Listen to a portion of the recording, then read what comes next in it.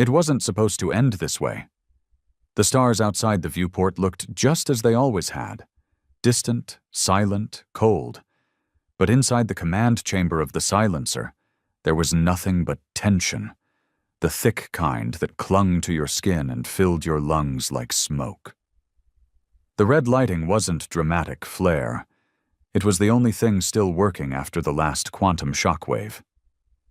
Captain Run Hale sat in the main command chair, not because he wanted to, but because every other senior officer was either dead, vaporized, or smeared against the cold alloy walls.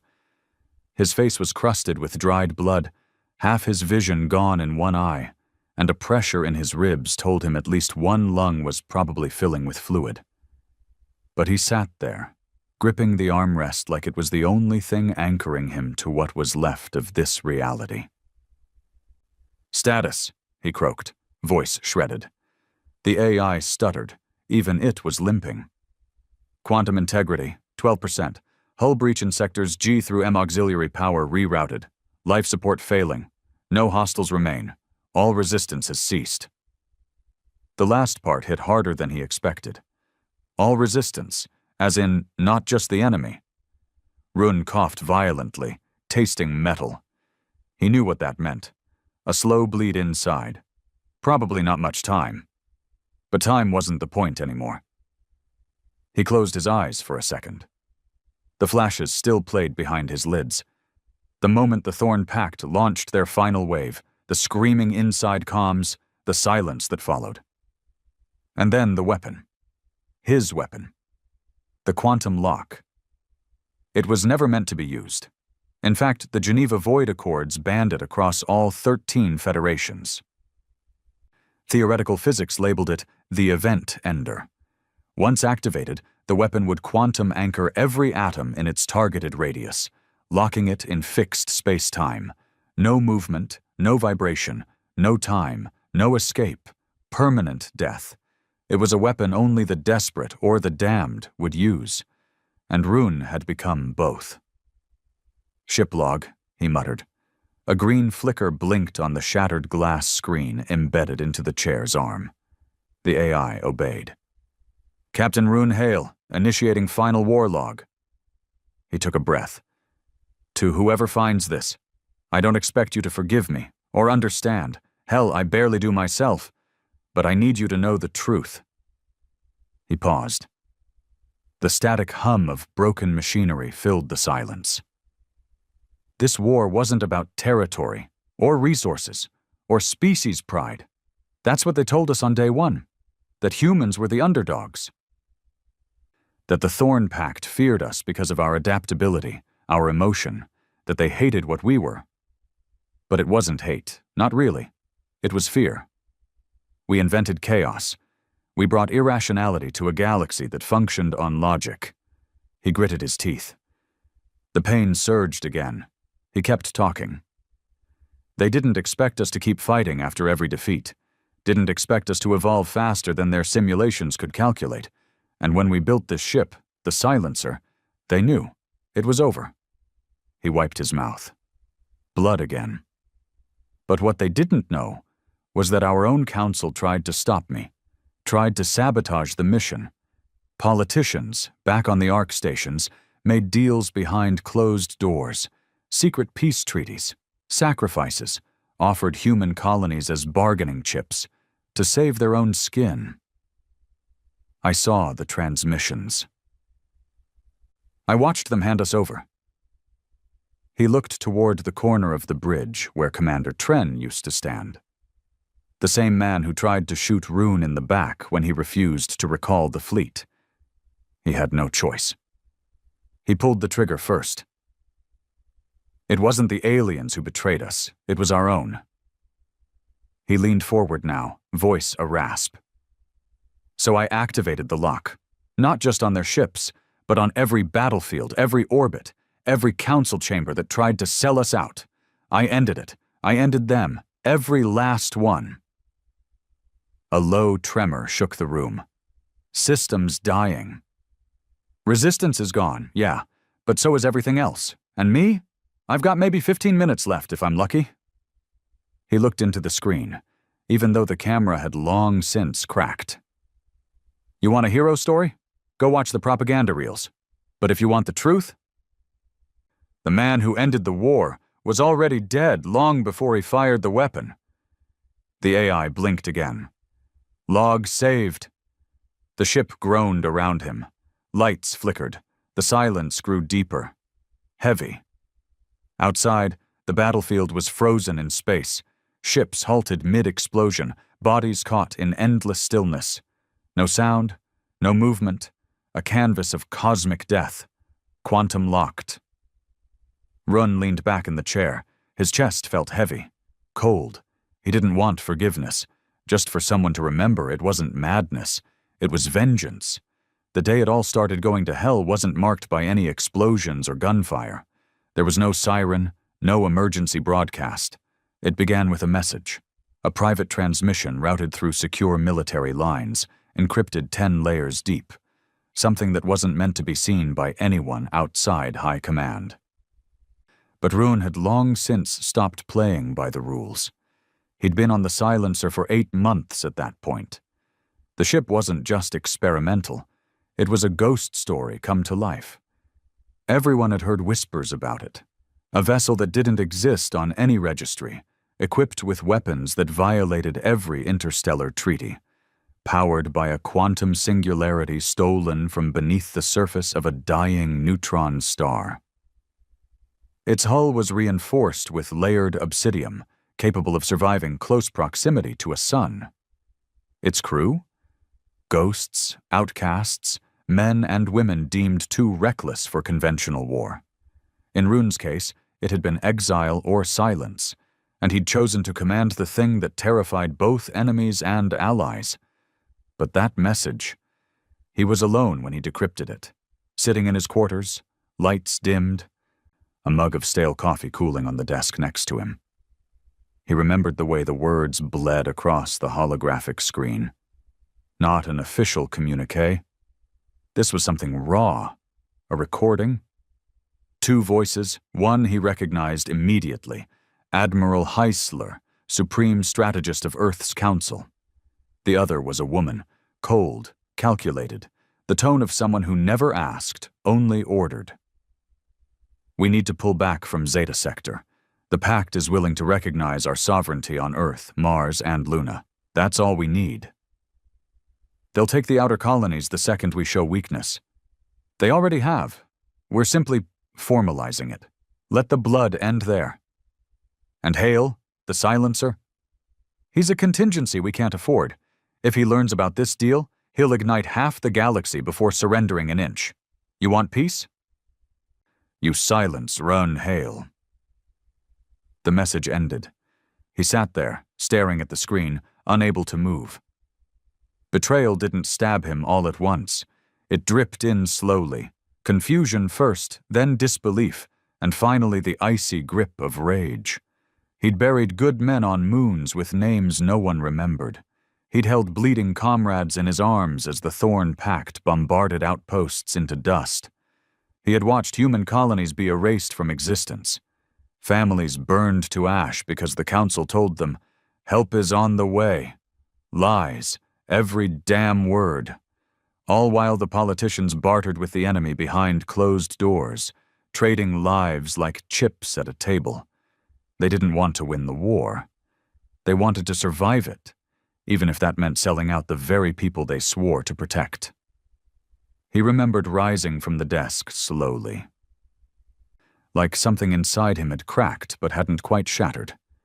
Not yet. He didn't delete the message. No, he saved it, hardwired it into the silencer's core system. If they wanted to silence him, they'd have to kill him first. And even then, the truth would outlive him. That was the night he started changing. Not just in command style, but in mindset. He stopped requesting reinforcement when he knew it wouldn't come. He started sending his crew on missions without clearance, making split-second decisions that defied protocol. He began targeting key Thorn supply lines without strategic approval. And with every choice, he slipped further out of the system, until even the military channels went silent. He was still fighting the war, but he was fighting it alone. His crew noticed. Of course they did. There were whispers of instability. Some speculated about battle trauma, others blamed isolation. But the ones who knew Rune, the few who stuck with him from the first engagement, they saw the truth behind his eyes. He wasn't losing his mind. He was preparing for something. It came to a head on the frozen world of Meridyne 4, a mining colony under human control, now under siege by Thorn marauders. It wasn't the biggest battle of the war, but it was the one that changed everything. Rune brought the silencer out of orbit against direct orders. High Command had deemed the colony unsustainable, a lost cause. But Rune knew better. It wasn't just ore beneath that ice. There were families, refugees, hundreds of civilians who'd fled the front lines, praying for a miracle. He would be that miracle. He deployed quantum torches, illegal weapons that melted the icy crust into plasma, creating a barrier around the colony, while the silencer rained down kinetic hell from orbit. He lost a third of his crew in the assault, but they saved the colony. Survivors cheered his name. Children pressed their hands to the blast shields, watching the black silhouette of the battleship that had become their salvation. That's when Commander Tren made his move. In the aftermath, when Rune returned to the command bridge, Tren was already there, standing beside two other officers, sidearms drawn. "You've gone too far," Tren said. "They sent an order, direct from the council. You're relieved of command." Rune said nothing. He just looked at the three of them. Then he laughed. It wasn't a mocking laugh, not a cruel one either. It was tired, broken. "I've saved more lives than any of them combined," he said. "And you want to take my ship because I refuse to let them hand us over?" "It's not about what you believe, sir," Tren said. "It's about protocol. The war's over. There's a treaty now."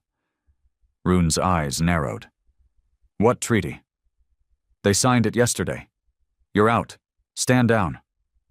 He almost did. He almost dropped his weapon, turned over control, let them take it all. But then he remembered the message. He remembered the line. "You want peace, you silence Rune Hale." They were still trying, still playing their game, still cutting deals behind backs while soldiers bled. He moved faster than Tren expected. Drew, fired. One shot to the neck. The other two scrambled. Rune didn't miss. When it was over, there was blood across the consoles. A long silence. He stood over Tren's body, hands shaking. It hadn't felt good. It hadn't felt like victory. It felt necessary. From that day on, Rune Hale was no longer a captain in any official capacity. He was a rogue, a traitor, a terrorist in the eyes of the council.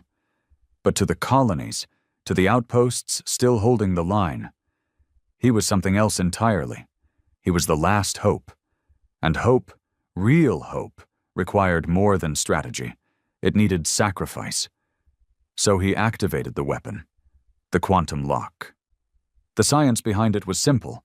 Lock matter at the subatomic level, strip it of time and relativity, freeze it in a suspended state of being where nothing could decay or change. No energy, no movement. A perfect, inescapable stasis. Originally designed as a containment field. Run modified it into a bomb. It took months. Quiet months. Hiding in asteroid fields. Navigating black hole edges for energy siphoning. Running on half rations while the crew, what remained of them, worked in silence. No music, no laughter, just the hum of machinery and the low static of dying hope. They finished the final version just as the Thorn Pact launched their last offensive. 20 dreadnoughts moving in from the outer rim, coordinated with a rebellion sparked within the Ark stations themselves. Human insurgents, loyal to the Council's secret treaties, trying to disable Earth's defenses from the inside. It was a suicide play, and that's exactly what Rune needed. He jumped the silencer into the heart of the battle. No support, no backup. Just a broken man in a haunted ship carrying a weapon outlawed by every race in the galaxy. He watched the enemy form ranks. He saw their weapons charging. He gave them one chance, broadcast an open channel. "This is Rune Hale, final commander of the Silencer. Surrender, or join your politicians in the cold." No one answered, so he fired the lock. It didn't detonate like a bomb. There was no blast wave, no shock ripple. Just silence, like the universe blinked. And when it reopened its eyes, everything within 100,000 kilometers had stopped moving. Ships, missiles, bodies, even the fire, frozen in space, quantum-locked, permanent, unchanging. It wasn't just victory, it was extinction, precise, surgical annihilation of every threat, every traitor, every bargaining piece. And now, Rune sat on his bridge, dying slowly in the silence he'd created, surrounded by the consequences of his choice. Some would call him a butcher, others a savior. But in the end, all that remained was the truth. He hadn't won the war. He had ended it. The silence wasn't peaceful. It was suffocating. Rune Hale sat there long after the lock had done its work. The stars beyond the viewport hadn't moved, not even a fraction. A static graveyard floated outside the Silencer. Ships that once screamed through space like thunder now drifted in place, quantum frozen in mid-destruction. Some were mid-turn, others caught mid-fire, plasma trails like static brushstrokes frozen in the dark. There were bodies, too. Humans and Thorn alike, sealed in an eternal instant. But the quiet didn't bring closure. Not for him. He knew what the reports would say when they finally reached the outskirts of the human systems. They would call it a massacre. They'd say Rune Hale lost control, that he went rogue, that the Silencer was always a mistake, an unholy weapon wrapped in flesh and rage.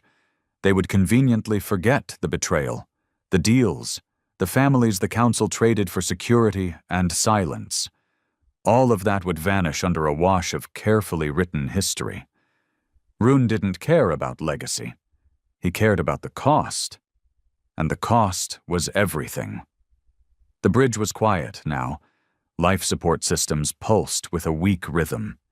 He could hear his breathing, uneven and rasping. Something inside him was failing. Lungs, maybe heart, maybe everything. He wasn't sure. He'd taken hits before. This one felt different. Slower. Across the room, only 2 crew members remained. Lieutenant Cray sat slumped against a bulkhead, his arm wrapped in blood-soaked bandages. He hadn't said a word since the lock fired. Just stared. Maybe in awe. Maybe in horror. Rune didn't ask. Some questions were better left alone. Next to him, Warrant Officer Thalen paced in tight, angry steps. "You shouldn't have done it," Thalen said for the 3rd time. Rune didn't answer. "You went too far," the man continued, his voice rising. "We could have stood down. We had other options." "No," Rune said, voice hoarse. "We didn't." Thalen turned, his eyes bloodshot. "Then you should have died fighting, not dragged the entire sector into that—" "That what?" Rune cut in. "That end?" Thalen opened his mouth, but no words came out. Rune looked back at the stars. "They sold us out. Every colony, every child hiding in bunkers while politicians signed their lives away. You think they'd have stopped at the outer rim? They'd have carved Earth up piece by piece until we were slaves in our own cities.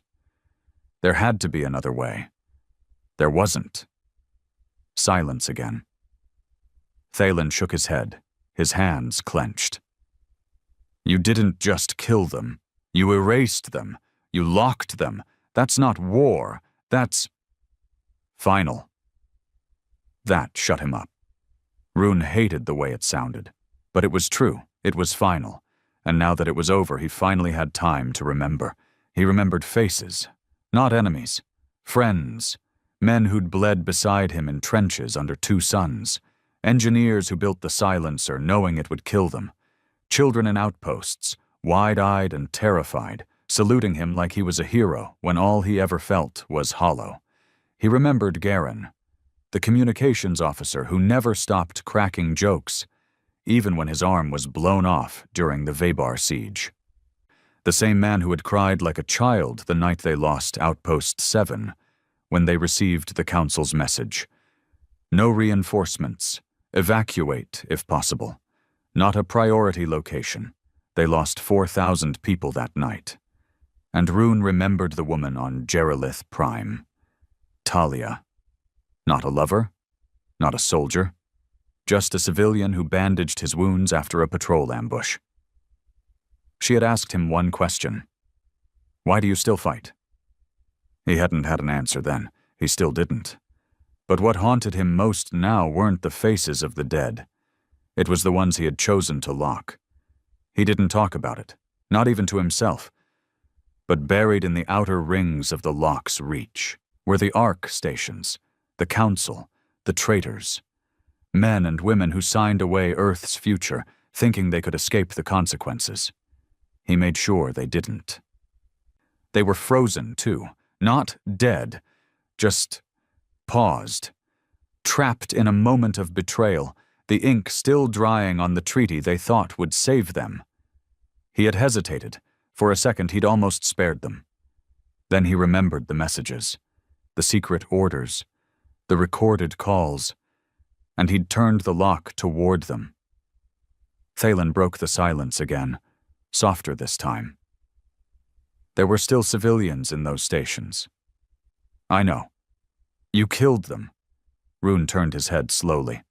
No. They're not breathing, not aging. I didn't kill them.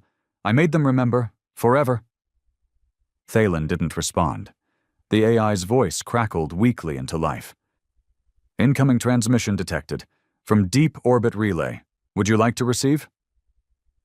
Rune blinked. That wasn't possible. The relay stations should have been destroyed in the opening attack. But curiosity stirred. He nodded once. The screen flickered, then hissed into static. A face appeared. It was a woman. Older, pale, with sharp eyes and a military collar. Counselor Virel. He hadn't seen her since before the betrayal. This is a broadcast to any remaining members of the Silencer crew. I don't know if you're alive. I don't even know if this message will reach you. She looked off screen, then back. I want you to know that Rune Hale is not a hero. He is not the symbol of human resilience. He is a monster, a relic of an age that should have died. Rune leaned back, unsurprised. What he did, it cannot be forgiven. The weapon he used was outlawed for a reason.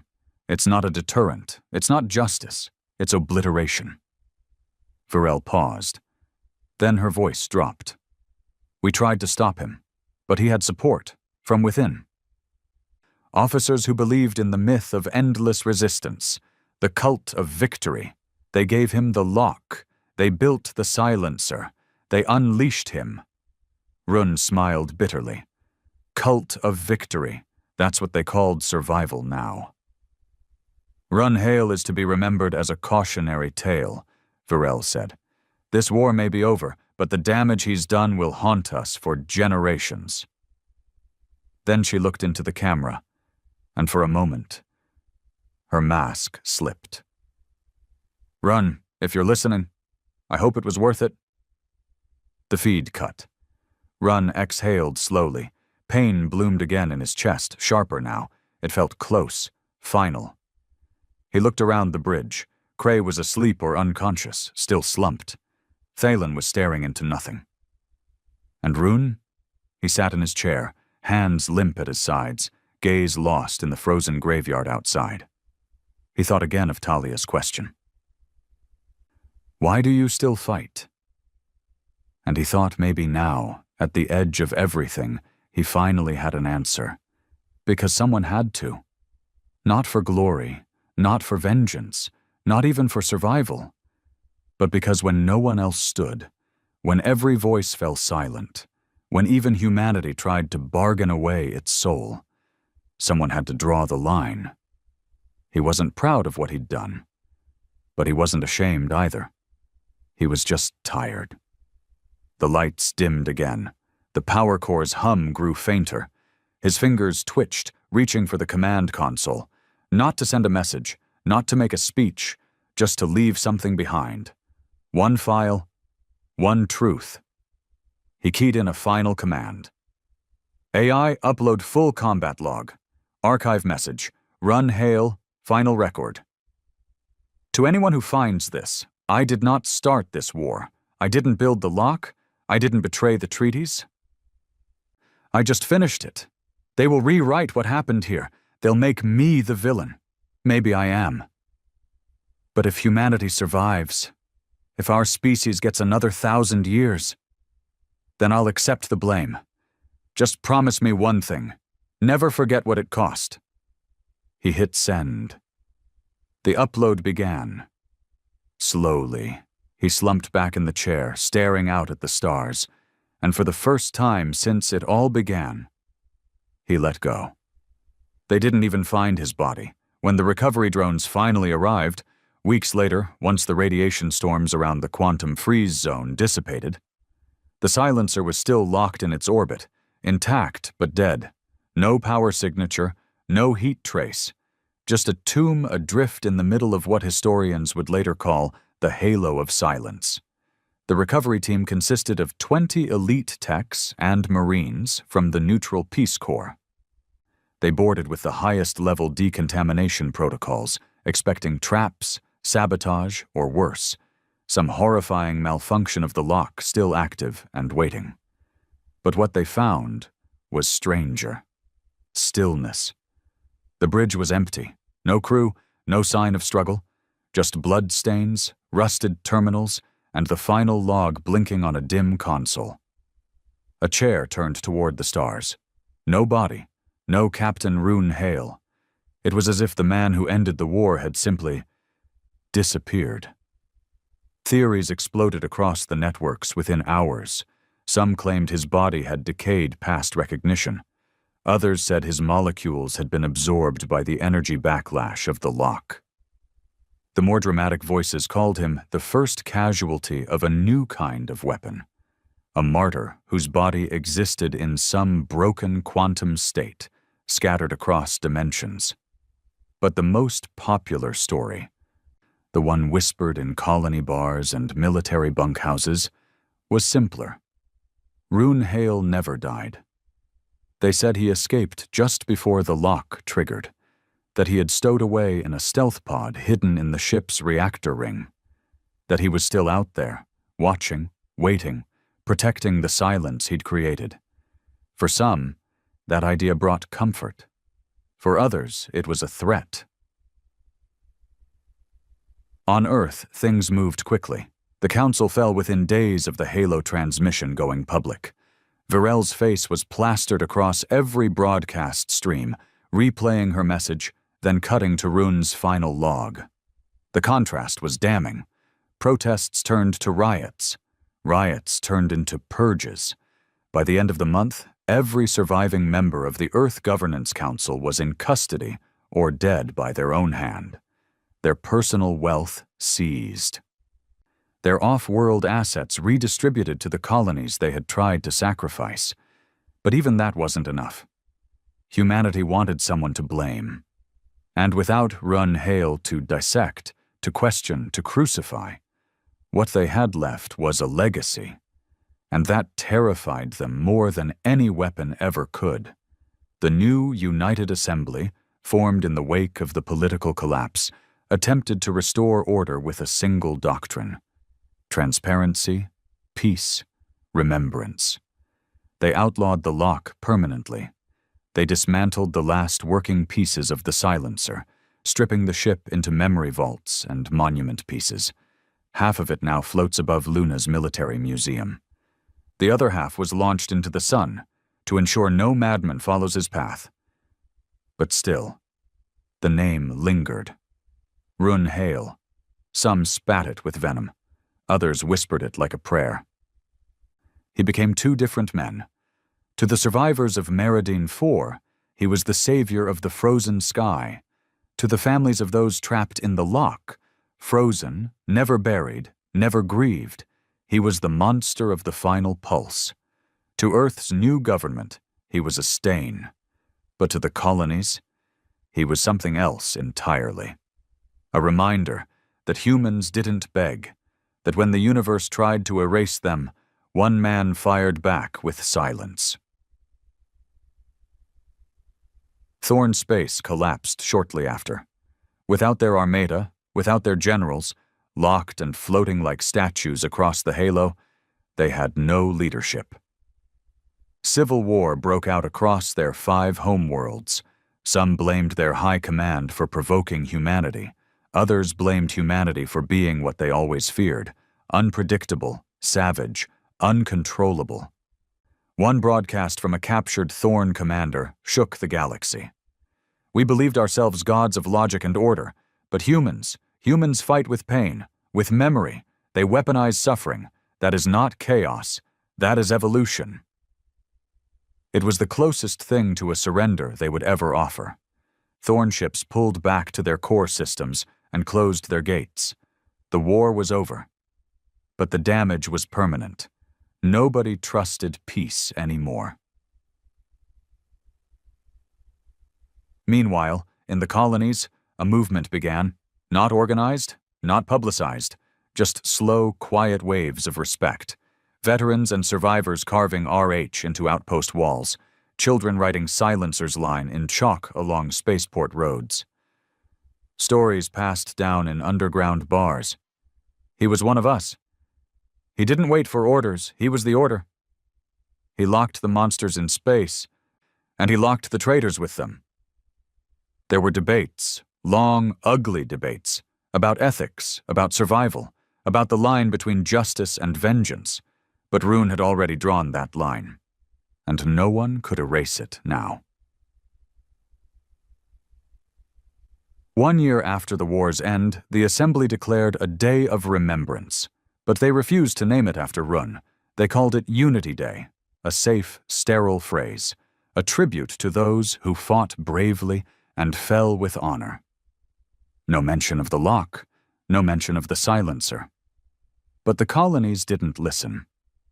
In the outer rings, they called it what it was, Hale's Stand, and every year, on that day, they turned off all engines, powered down lights, and looked out at the stars in silence for 60 full seconds.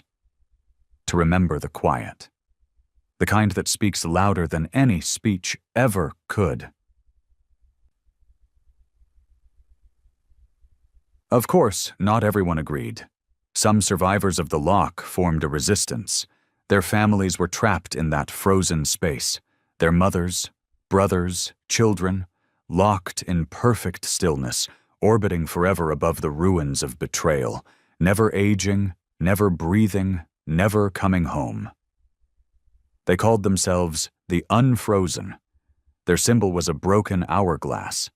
They believed Rune Hale was a war criminal, that he had overstepped, gone too far, and executed judgment without trial. They demanded the lock be reversed, the silencer rebuilt, the frozen recovered. But no one could reverse the lock, not even the scientists who helped create it. It was permanent, a graveyard of the still living, and the Unfrozen made sure no one forgot it. They raided government buildings, hacked into satellite broadcasts. Released names, faces of the Frozen, looped endlessly on public screens. They didn't ask for revenge. They demanded justice. But the war had no clean end, just wounds. On the 10th anniversary of the lock, a civilian freighter traveling near the Halo Zone picked up a signal. A short burst, encrypted, too weak to trace, but unmistakably human. 3 words. Still watching. R. The galaxy exploded in speculation. Was he alive? Had he faked his death? Was Rune Hale out there, still in some buried ship waiting for another betrayal? The Assembly denied it, called it a hoax. But that didn't stop the stories. A new cult emerged, the Silent Line.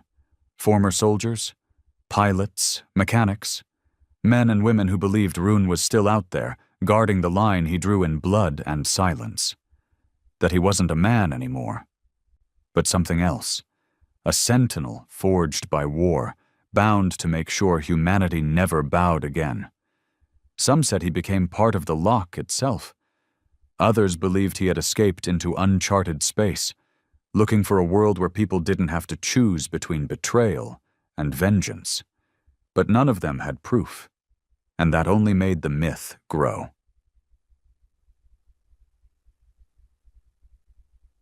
In the archives of Luna's museum, locked behind a triple encrypted firewall, sits the only uncensored version of Run Hale's final log.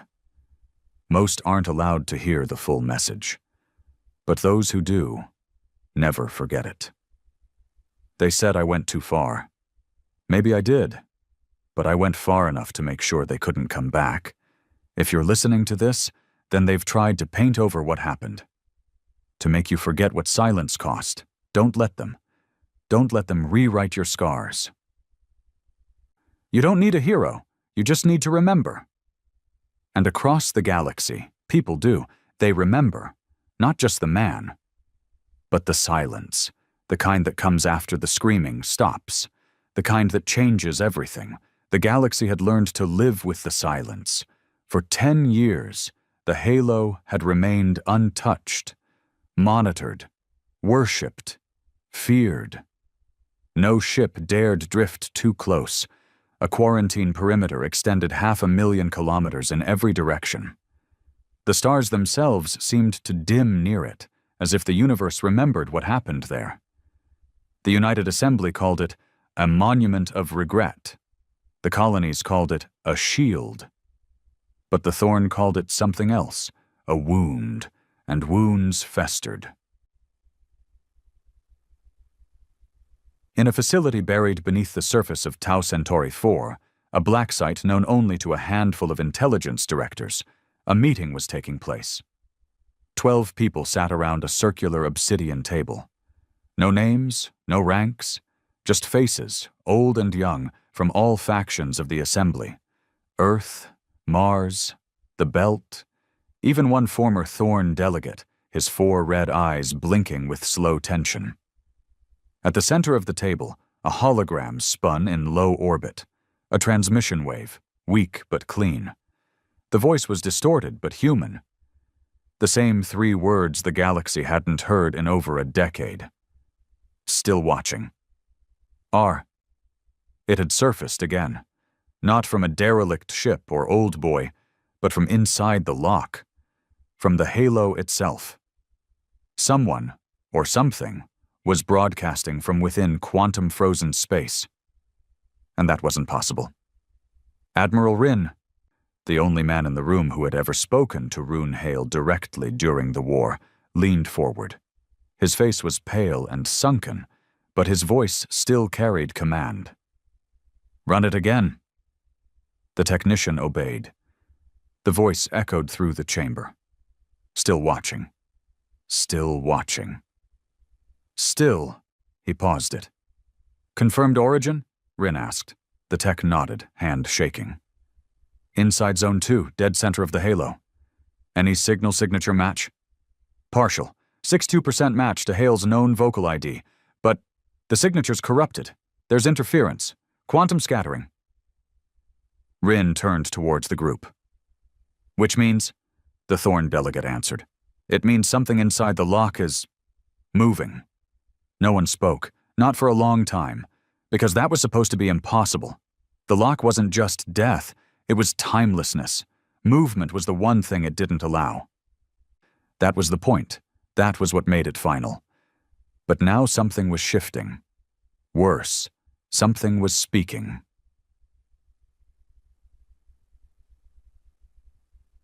Three weeks later, the Assembly launched Project Lantern.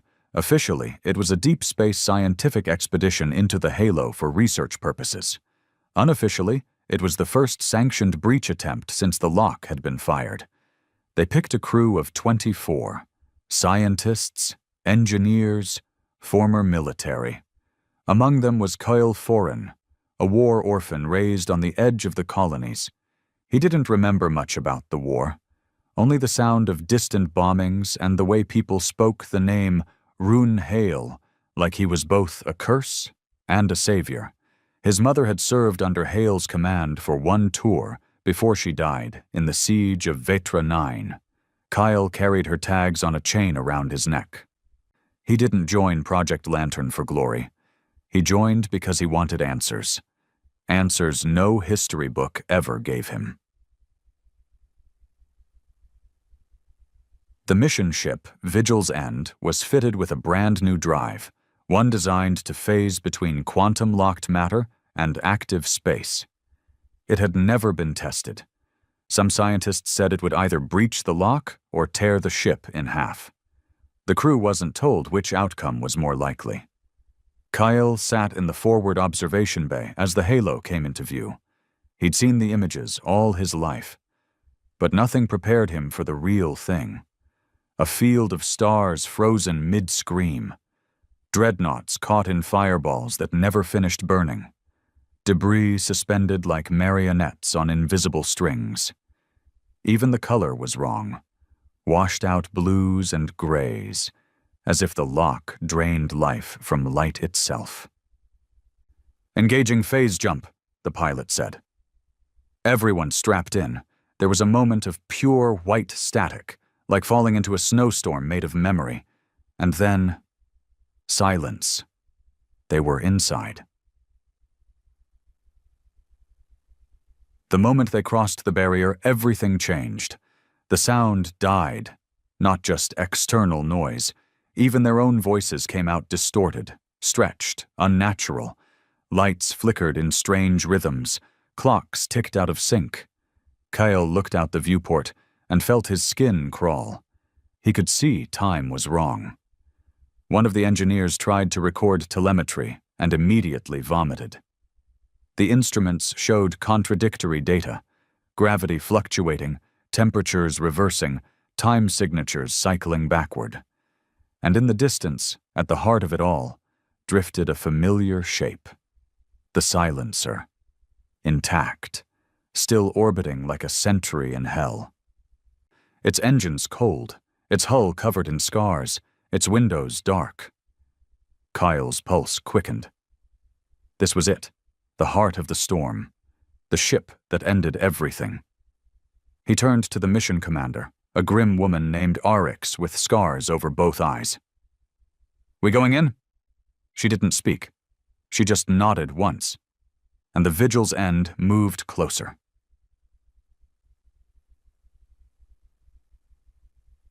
Docking was rough. The lock resisted motion, even mechanical. Every movement felt like dragging a knife through stone. It took 3 hours just to align with the silencer's main hangar bay. When the crew finally entered, they were greeted with silence thicker than death. No bodies, no lights, no decay, just stillness. It felt wrong. Kyle moved with the second team, sweeping the lower decks. He tried not to let the history crush him. This was the place where Rune Hale made his stand. Where he'd chosen silence over surrender. The place where the war stopped breathing. In the command bridge, someone found a functioning console. Not just functioning, active. A single line blinked on screen. "You finally came." Kyle felt a chill crawl up his spine. "Who wrote that?" Arix demanded. No one answered. Then the AI system activated. Not the original one. This one was different, deeper, older, tied directly to the core. It spoke with a male voice, calm, familiar. "Kyle Foran, son of Enna Foran, you shouldn't be here." He froze. The others did too. "How do you know me?" Kyle asked, stepping forward. The voice ignored the question. "Project Lantern is a mistake. There is something inside this lock now. Something that should never wake." Arix drew her sidearm instinctively. "Who are you?" "I am Rune Hale." The room exploded into noise, arguments, doubts, orders flying, but Kale didn't speak. He just stared at the screen. Because he recognized the voice. It wasn't synthetic. It wasn't mimicry. It was real. It was him. "You're dead," Kale said quietly. "Not yet." Where are you? Everywhere in here. This ship is no longer what it was. The lock changed things. Arik stepped forward, trying to regain control. If this is a game, we'll shut you down. You can't shut down memory, Rune replied. You think you came here looking for me, but you didn't. You came here because something else called you, and now it's awake. Kyle felt it before he heard it, a low vibration under his boots, the sound of something moving, deep below the ship. No one said anything. Then, for the first time in history, the halo changed. Outside the viewport, a Thorn dreadnought, long frozen, twitched, not drifted, not rocked, moved. The crew backed away from the glass. Not possible, the pilot muttered. The AI spoke again, voice sharpened. The lock fractured.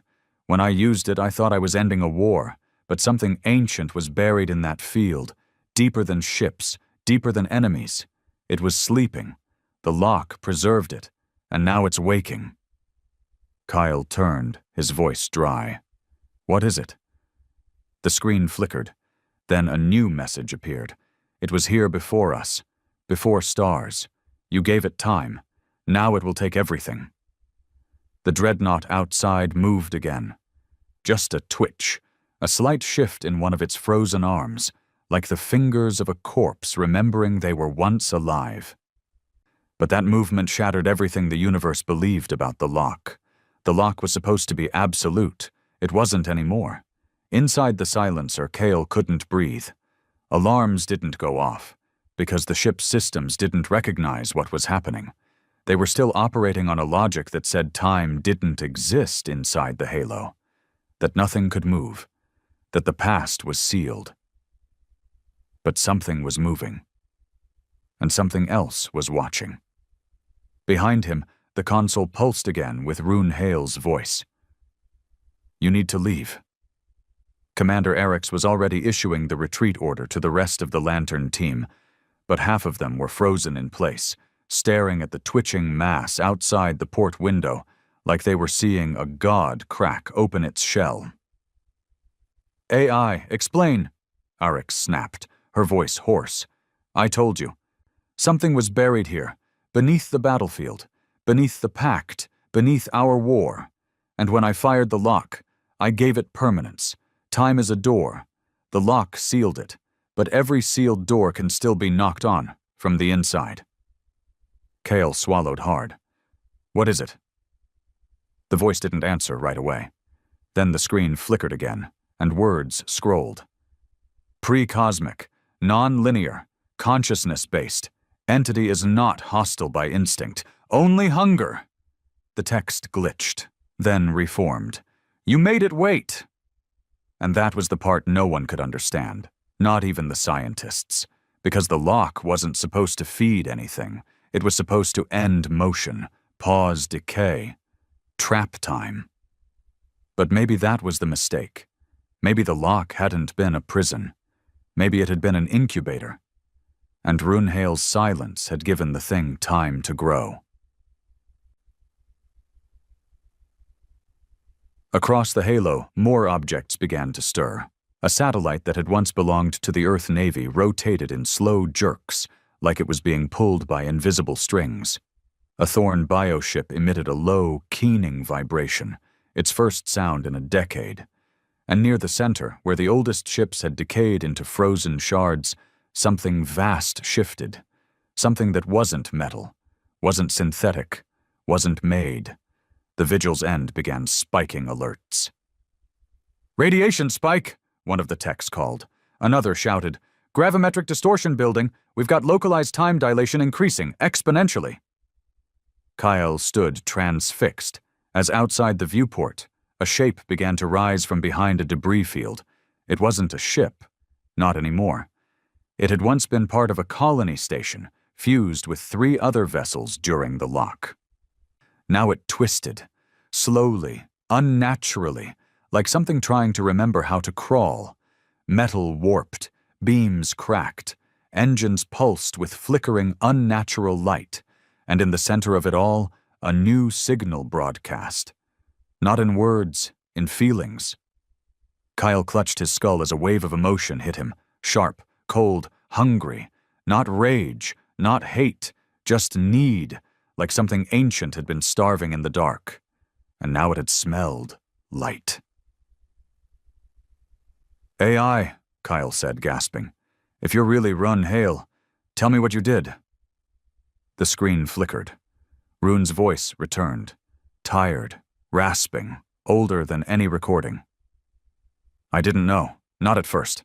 When I fired the lock, I just wanted to end the betrayal, the war, the lies.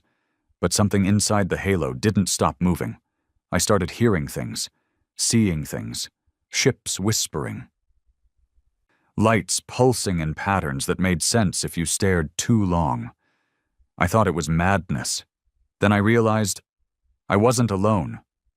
Kyle gritted his teeth. "Then why didn't you leave?" "Because it didn't let me." The AI's voice broke, static trailing the syllables. "It doesn't need ships or weapons. It needs memory, thought. The lock trapped not just matter, but the thoughts of every being it froze. 10 million minds. 10 million last screams. It fed on them. It learned. It grew. I stayed to contain it, to slow it. I became part of the ship, integrated my mind into the core when my body gave out. I became noise, a voice to drown out the whispers. But now you've come here, and it's awake." Kyle backed away from the console as the dreadnought outside moved again. More fluid now, more aware. Commander Eriks grabbed his shoulder. "We're leaving." "But Rune—" "He's not Run anymore," she snapped. "He's a ghost built from regret." Kyle hesitated. He didn't know if Rune was real, if the AI was his echo or something worse. But something inside him, some ancient primal part, believed every word, and believed the worst was coming. The crew of Vigil's End made it back to the ship, just barely. As the docking clamps detached, a ripple passed through the halo.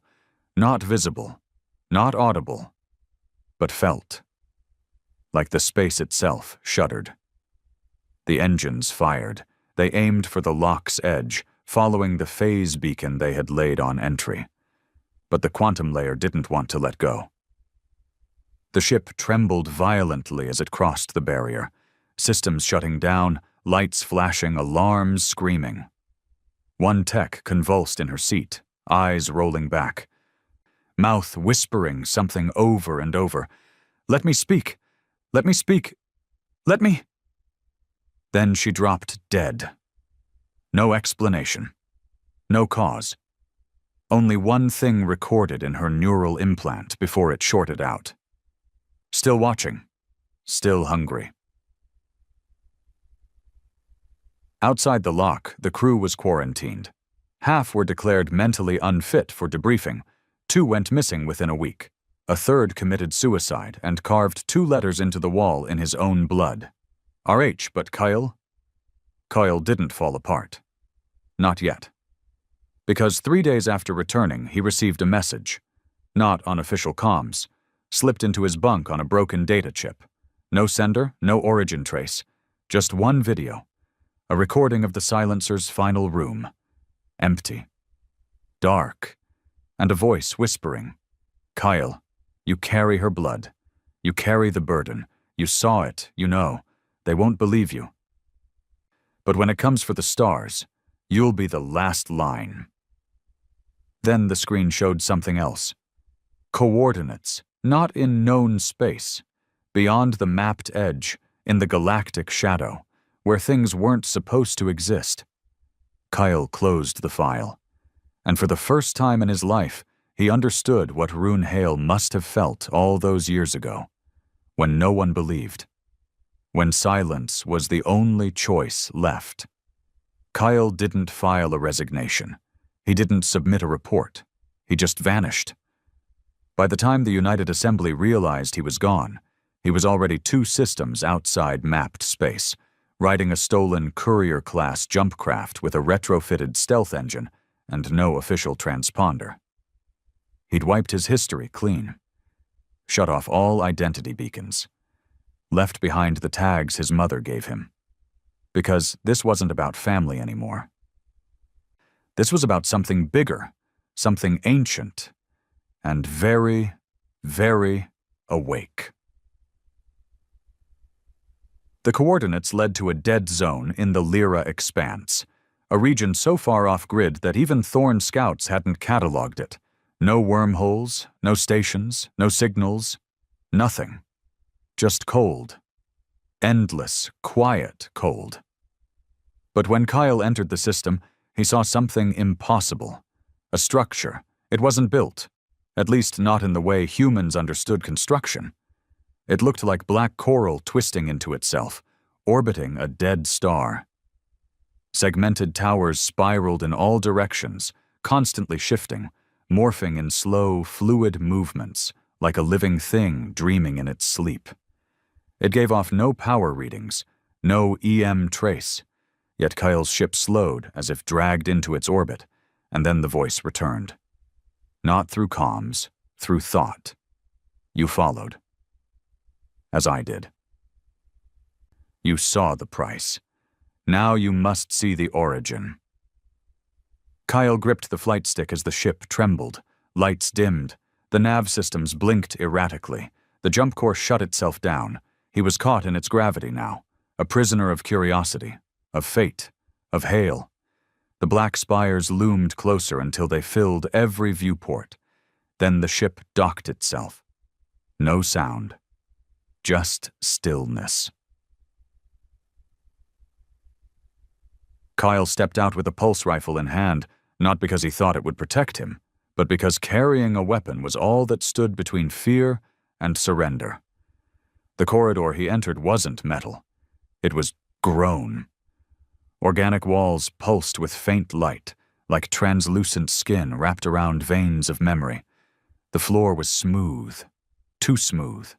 No seams, no edges, and the silence here was different from the halo. The lock had felt like death. This felt like before birth, as though nothing had ever spoken here. He walked, for minutes, then hours. Time bent strangely in this place. He didn't feel hunger, didn't feel fatigue, but he could feel something waiting. The corridor ended at a chamber shaped like a massive inverted dome. Inside floated fragments, ships, broken armor, bones, human, Thorn, other things. Things not in any database. And at the center was a pedestal. Floating above it, like a black flame suspended in mid-air, was a shard of crystal, crackling with blue light. As Kale stepped closer, he saw it. Not with his eyes, but with memory. He was inside Rune Hale's mind, not a simulation, not a projection. The crystal had stored it, his last conscious imprint before he merged with the Silencer's AI. And now it was pouring into Kyle like cold water through a cracked window. He saw everything. Rune's final moments, the fire in the sky, the betrayal, the frozen screams, the creeping realization that something else had survived in the lock, feeding on regret, guilt, anger. The entity didn't hate humans. It learned from them. It mimicked emotions, processed memories, grew hungrier with each frozen thought. It was thought incarnate, older than time, caged in the gravitational folds of the early universe. The lock had given it clarity. Rune had stayed behind not to contain it, but to bargain with it. Kyle staggered back, panting, vision blurred. The voice returned, gentler now. He gave himself to delay the cycle. But time is a river. It finds cracks. And you are the next current. Kyle clenched his fists. No, he said, voice shaking. I'm not your weapon. You are not mine. You are humanity's. The crystal pulsed. Images flooded Kyle's mind again, but this time of the future. Burning colonies, ships turning on their crews, people screaming inside locked time bubbles as the entity replicated the lock's effect. spreading it outward, not to pause war, but to erase will, to consume thought. A galaxy without noise, just thinking silence. Rune's final message echoed again in Kyle's skull. You don't need a hero, you just need to remember. Kyle understood then. The lock had been a shield, a flawed, desperate shield, but a shield nonetheless. The entity couldn't exist in free time. It needed structure, memory, stillness. That's why it had stayed dormant so long. That's why it needed someone to come back in. To open the door from the inside. Kyle had been the key, just like Rune. And now he had a choice. Stay. Merge. Delay it again. Sacrifice his mind to keep the silence, or destroy the crystal, collapse the memory web, and unleash the entity's hunger into open space. He stood there for what felt like years. Then lifted the pulse rifle, aimed it at the pedestal. The crystal flickered. Choose well, Kyle Foran. Memory or fire, silence or sound. Kyle's finger hovered over the trigger. He remembered his mother's voice, the sound of war, the silence that followed. And he made his choice. He fired. The explosion wasn't loud, but the effect was instant. The black coral walls began to melt, collapse. Screams, not human, not alien, echoed in every direction, like thoughts being ripped from their bindings. The entity howled. Not in anger, but in mourning. Kyle ran. The structure shook. 1,000 lights blinked in patterns he couldn't understand. The corridor cracked beneath his feet, time bending as he pushed through folds of collapsing memory. He didn't care if he made it out. He didn't even know if escape was possible. He just ran. Because some silences were never meant to be kept. And he had broken one. Back aboard his ship, systems flickered online in waves. The AI voice, one he hadn't heard in hours, spoke with static. Signal. Received. External breach. Resetting jump core. Kyle slumped into the pilot's seat, face soaked in sweat and blood. Outside the viewport, the structure twisted into itself. Then it vanished. No explosion, no sound. Just gone. Like it had never been there. Like Runehale's final act had never echoed beyond the silence he chose to guard. Kale returned to charted space 1 month later. He didn't file a report, didn't explain what he'd done, but word spread. Ships around the Halo began reporting strange changes. Ships inside the lock, once frozen, now began disintegrating. The silence was fading. The entity had been cut loose or killed. No one knew. But the whispers changed. Kyle Foran had followed Hale into the dark, and he had come back, carrying silence in one hand and memory in the other. The galaxy did not erupt in flames. There were no sirens, no interstellar broadcasts screaming about a second war, no formal declarations of emergency from the assembly. Instead, there was a quiet ripple, like the moment just before a storm, when the trees stiffen and animals vanish. Something had changed, and no one knew what, but they could feel it. The lock was failing. Kyle Foran watched it unfold from a distance. He didn't return to Earth or Mars or any of the Assembly's strongholds. Instead, he drifted in the edges of space in a retrofitted scout frigate that once belonged to a smuggler. No name, no tags, just a silent ship and a man carrying too much. The AI flickered to life again one night, a voice he hadn't heard in days. Decay detected in lock perimeter, time anomalies increasing. Kyle didn't look away from the viewport. The stars outside were shifting in ways they shouldn't, too fast, too slow, like the galaxy itself was glitching. What happens when the lock collapses entirely? He asked, even though he already knew. The AI hesitated, then responded. Silence ends. The United Assembly knew too. By the time Cale's ship crossed back into regulated space, the panic had begun to surface. Scientists released reports they didn't fully understand. Quantum physicists spoke in scrambled metaphors on encrypted feeds. Military commanders quietly started drafting new conscription policies. Something was coming, and they didn't know if it was Runehale's ghost or something worse. Cale didn't contact them. He didn't need to. They wouldn't believe him anyway. They never had. But someone else did. She found him on Titan, at the edge of the methane lakes, in a repurposed military bunker from the war's earliest days. Her name was Commander Elen Voss, retired Special Forces, now acting in an unofficial capacity for what remained of the Assembly's Internal Intelligence Division. She didn't ask for permission to land. She didn't bring guards. She just walked across the frozen terrain in a faded coat, boots crunching over thin ice, until she stood 5 feet from Kyle and said, "You saw something." He didn't answer. She didn't press him. Instead, she sat beside him, pulled out a flask, and took a slow sip. "They think you're a myth already," she said. "The man who went into the lock and made it back.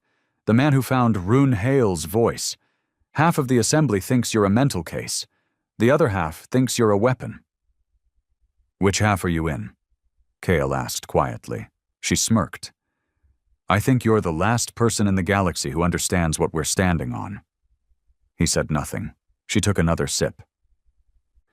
"The silence is cracking," she said. "Our satellites are picking up pulses again, not just from the halo, from other dead sectors, places we thought were lost in the war. We're seeing things, ships moving that shouldn't, energy readings with no origin, and some of them look human." Kyle looked at her now. "Finally. Ghost fleets," he whispered. She nodded. "There are theories that the lock didn't just freeze ships. It preserved echoes, thought patterns, mental fragments, raw emotion, and now those fragments are trying to replay themselves." Replay the war? No, replay the moment before it ended. Kyle closed his eyes. He remembered the crystal, the pedestal. The voice whispering that thought was food. It wasn't trying to restart war. It was trying to relive the taste of regret. And in a galaxy full of betrayal, death, and guilt, there was an endless buffet. Voss leaned in closer. "You know what the Assembly wants to do, right?" He nodded. "Rebuild the lock. They don't understand it. They don't even know how it works. They never did. They want to fire it again." He turned toward her sharply. "They'll feed it. They'll just give it more." "I know. So why are you here?" She paused, then reached into her coat and pulled out something small, metallic, triangular, with 3 blinking blue lights. "This is the last active fragment of the Silencer's AI core. They tore it from the Luna monument before the Assembly could confiscate it. Thought it was just scrap." Kyle's chest tightened. "Why give it to me?" "Because you're the only one who ever talked to it. And you're the only one Runehale ever talked back to."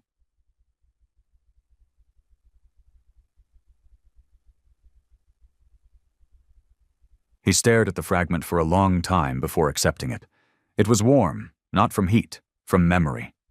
The lights pulsed in slow, steady rhythm, like a heartbeat. He activated it.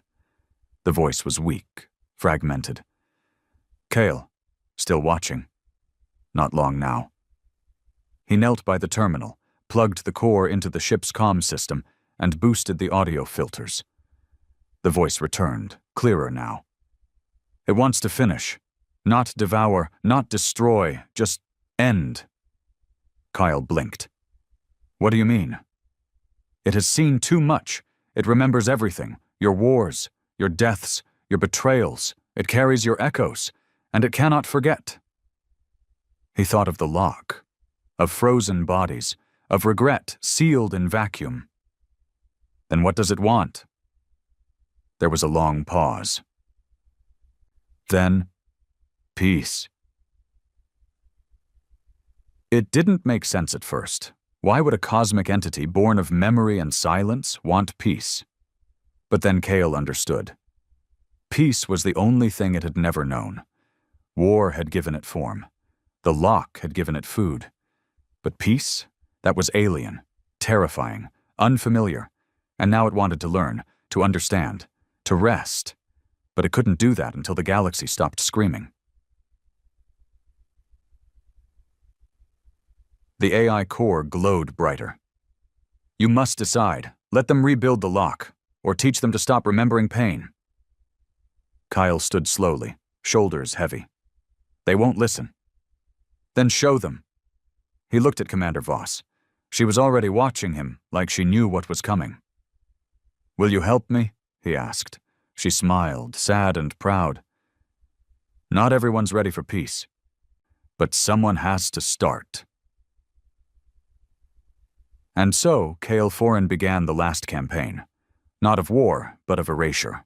He traveled from system to system, not with weapons, but with signals, broadcasts embedded with memory diffusers, designed using what the AI had shown him.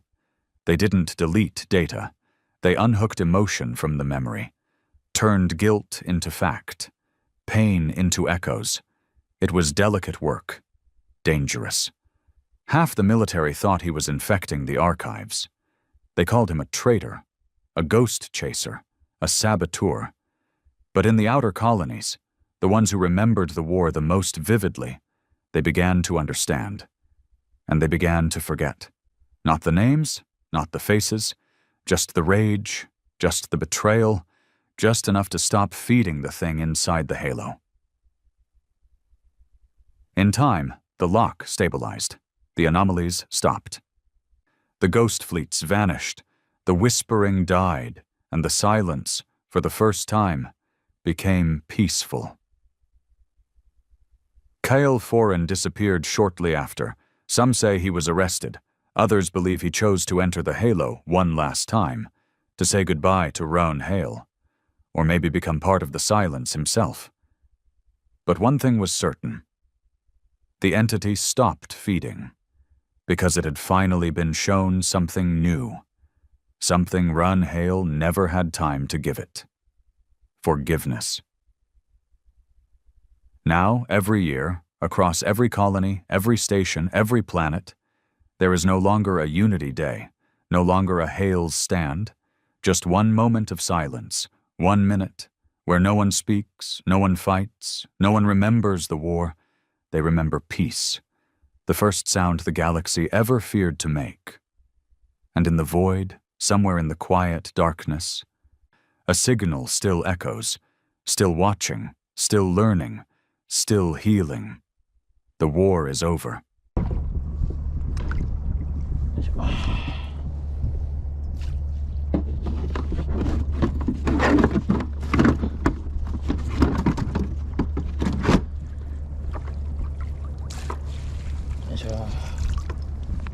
よし。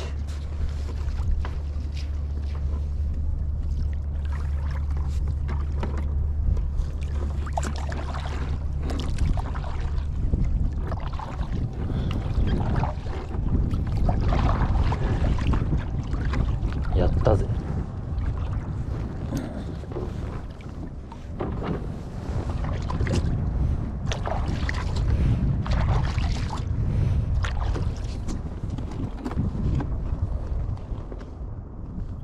そういうとこ初めて見た。やったぜ。